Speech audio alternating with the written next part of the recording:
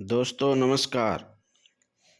आज हम आपके लिए लेकर आए हैं पंचतंत्र की नई कहानी, जिसका शीर्षक है मूर्खों का बहुमत। जी हाँ, मूर्खों का बहुमत। किसी जंगल में एक उल्लू रहता था। उसे दिन में कुछ भी दिखाई नहीं देता था, इसलिए वह दिन भर एक पेड़ पर अपने घोंसले में छिपकर रहता था। रात होने पर ही वह भोजन के लिए बाहर निकलता था। एक बार की बात है, गर्मियों का मौसम था। दोपहर का समय था और धूप बहुत तेज थी। तभी कहीं से एक बंदर आया और उस उल्लू के घोंसले वाले पेड़ पर आकर बैठ गया। गर्मी और धूप से परेशान बंदर ने कहा, उफ, गर्मी बहुत है। आकाश में सूर्य भी आग के किसी बड़े गोले की तरह चमक रहा है। बंदर की बात को उल्लू ने भी सुन लिया। उससे रहा नहीं गया।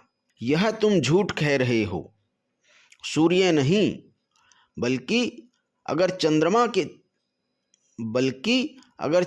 के चमकने की बात कहते तो मैं इसे सच मान लेता। बंदर बोला, भला दिन में चंद्रमा कैसे चमक सकता है? वह तो रात में ही चमकता है, और यह दिन का समय है, तो दिन में सूर्य ही चमकेगा।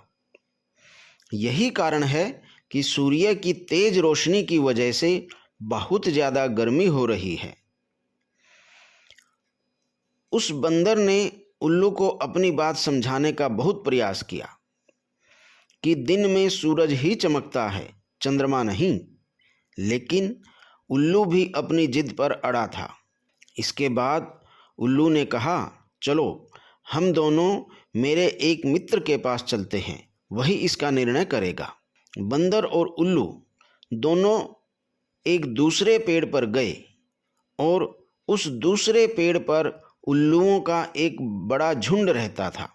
उल्लू ने दूसरे सभी उल्लुओं को बुलाया और उनसे कहा कि दिन में आकाश में सूर्य चमक रहा है या नहीं, यह तुम सब मिलकर बताओ। उल्लू की बात सुनकर उल्लुओं का पूरा झुंड हंसने लगा। वह बंदर की बात का मजाक उड़ाने लगे। उन्होंने कहा, नहीं, तुम बेवकूफ़ों जैसी बात कर रहे हो। इस समय आकाश में कोई सूर्य नहीं है, केवल चंद्रमा ही चमक रहा है। और आकाश में सूर्य के चमकने की झूठ बात फैलाकर हमारी बस्ती में झूठ का प्रचार मत करो। उल्लुओं के झुंड की बात सुनने के बाद भी बंदर अपनी ही बात पर अड़ा हुआ था, जिसे देखकर सभी उल्लू गुस्सा हो गए और वे सारे के सारे बंदर को मारने के लिए झपट पड़े। दिन का समय था और उल्लुओं को कम दिखाई दे रहा था।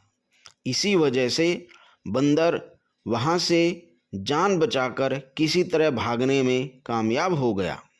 कहानी की शिक्षा। पंचतंत्र की इस कहानी से हमें शिक्षा मिलती है कि मूर्ख मनुष्य कभी भी विद्वानों की बात को सच नहीं मानता है।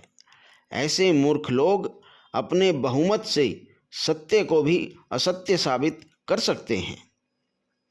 मित्रों, अगर आपको कहानी पसंद आई है तो कृपया वीडियो को लाइक करें, शेयर करें, कमेंट करें और चैनल को सब्सक्राइब जरूर करें। धन्यवाद।